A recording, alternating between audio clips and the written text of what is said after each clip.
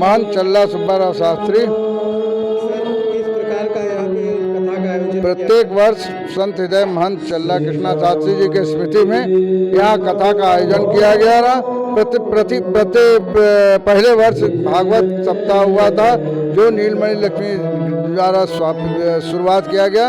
उसके बाद प्रत्येक वर्ष एक साल भागवत, तो दूसरे था रामचरितमानस, फिर भागवत, फिर काशी खंड, फिर भागवत, फिर शिव पुराण, फिर भागवत, फिर दुर्गा पुराण, ऐसे करके प्रत्येक वर्ष एक एक पुराण का कथन यहाँ पे प्रवचन कराया जाता है, जिससे यहाँ के लोगों को, काशी के लोगों को, यहाँ के जितने भी देवी देवता हैं उनकी जो है क्या विशेषता है, क्या है, इसकी जानकारी हो।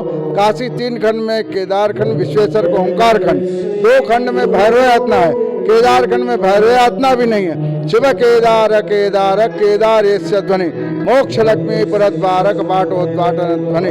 हमारे बुजुर्गों का कहना है काशी में वास, काश्याम वास, गंगा स्नान, शिव पूजन और सत्संग के द्वारा ही मुक्ति है। यह गणेश मंदिर में प्रत्येक वर्ष इसी के पूरे लोगों को, काशी के लोगों को सत्संग कराकर मुक्ति के मार्ग में जाएं, सबका यही हम लोग से प्रार्थना है। इसीलिए प्रत्येक वर्ष यहाँ कराया जाता है। इसके बाद 22 तारीख को गणेश जी का शोभा यात्रा 3 बजे से यहाँ से निकलेगा। हनुमान घाट, शिवाला, बेलूपुरा होते हुए पुनः यहाँ आने के बाद विशेष आरती होगा। उसके बाद सबको प्रसाद का वितरण होगा और 29 तारीख को यहाँ भंडारा होता है। कथावाचक हमारे अयोध्या के हैं, प्रसिद्ध कथावाचक सुधीरानंद जी महाराज। अभी राम का मंदिर बना था, इसलिए इस बार रामचरितमानस रामायण कथा कराया जा रहा है कि हम लोग को कम से कम राम का इतने दिन बाद मंदिर बना, तो उसी खुशी में यहाँ पे रामचरितमानस राम के माध्यम से काशी के जनता को कथा के माध्यम से क्या संदेश है? हम ये कहते हैं राम के ऐसे भाई होना चाहिए जो लक्ष्मण, भरत, शत्रुघ्न सबको लेके चलते हैं। उसी तरह आज हमारे परिवार में ये नहीं है, वही राम के आदर्श को लेके सब भाइयों को लेके चले। पहले संयुक्त परिवार होता, अब संयुक्त परिवार नहीं है। हम चाहते हैं कि सब संयुक्त परिवार हो, जिससे कि चाचा चाची, मामा मामी ये लोग कहा जा सके।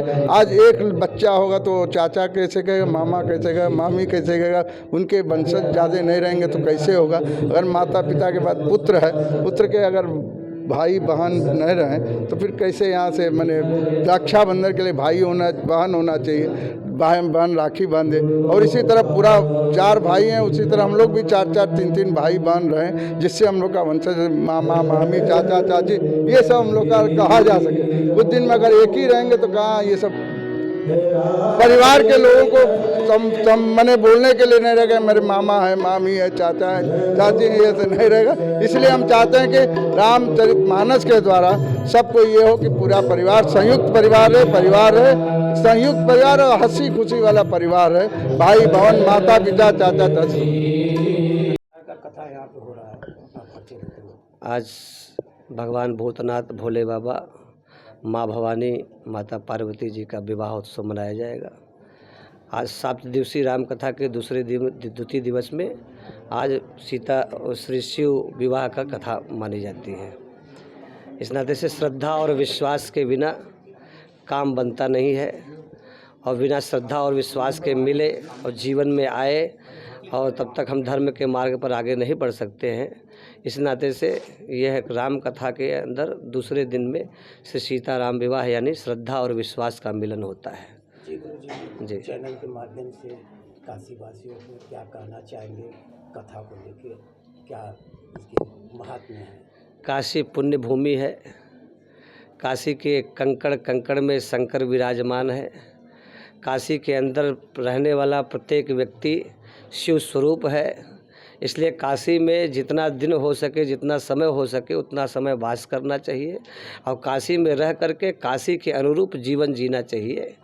काशी के में रह करके गंगा जी का स्नान करना चाहिए और गंगा जी का जलपान करना चाहिए और भगवान भूतनाथ भोले बाबा का दर्शन करना चाहिए।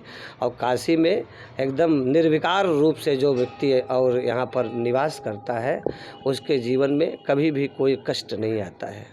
यह काशी की महिमा है।